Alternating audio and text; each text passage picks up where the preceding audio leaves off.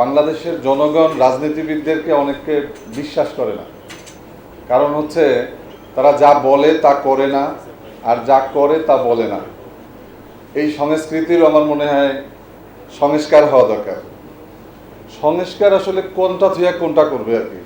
সরকারও এক বিপদে পড়ছে।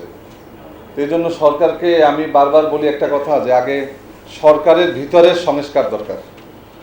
ডক্টর মোহাম্মদ ইউনূস সাহেবের উপদেষ্টা পরিষদে যাদেরকে দিয়ে সংস্কার করবেন, আগে তাদের সংস্কার দরকার। কারণ হচ্ছে সেখানে আওয়ামী ভূত, আওয়ামী প্রেত, আওয়ামী বান্ধব অনেক ব্যক্তি রয়েছেন, যা দিয়ে এই আমার হাসিনুর ভাই বলল যে টার্গেট করতে হবে, আগে শত্রু চিহ্নিত করতে হবে। শত্রু তো আমাদের চিহ্নিত করা। আওয়ামী লীগ এবং ভারত বাংলাদেশের সার্বভৌমত্বের জন্য, প্রতি ইঞ্চি মাটির জন্য শত্রু। এটা আমাদের নতুন করে চিহ্নিত করার কিছু নেই।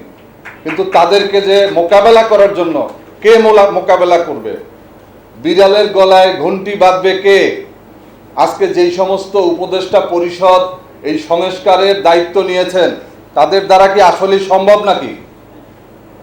আমি একজন ডাক্তার, কিন্তু আমাদের যে স্বাস্থ্য উপদেষ্টা, তিনি একজন ক্যান্সারের রোগী।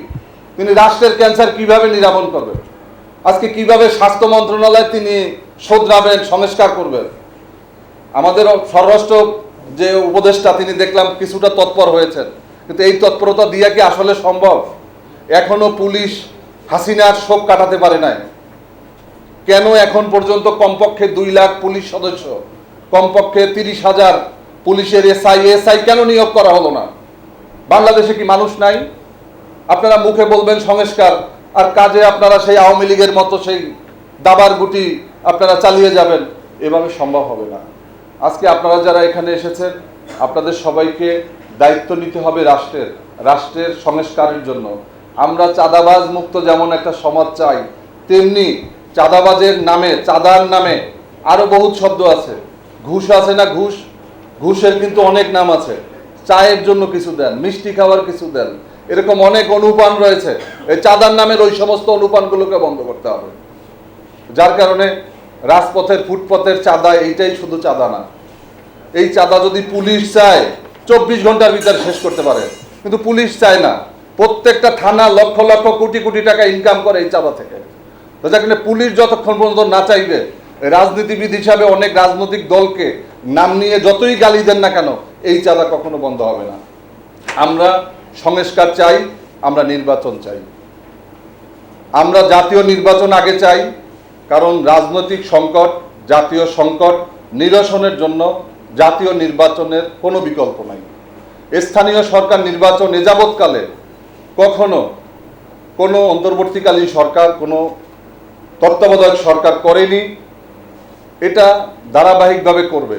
কিন্তু আজকে যেই প্রশ্ন তোলা হচ্ছে স্থানীয় সরকারের নামে, এটাকে একটা দীর্ঘায়িত করার জন্য এটা একটা বলে আমরা মনে করি।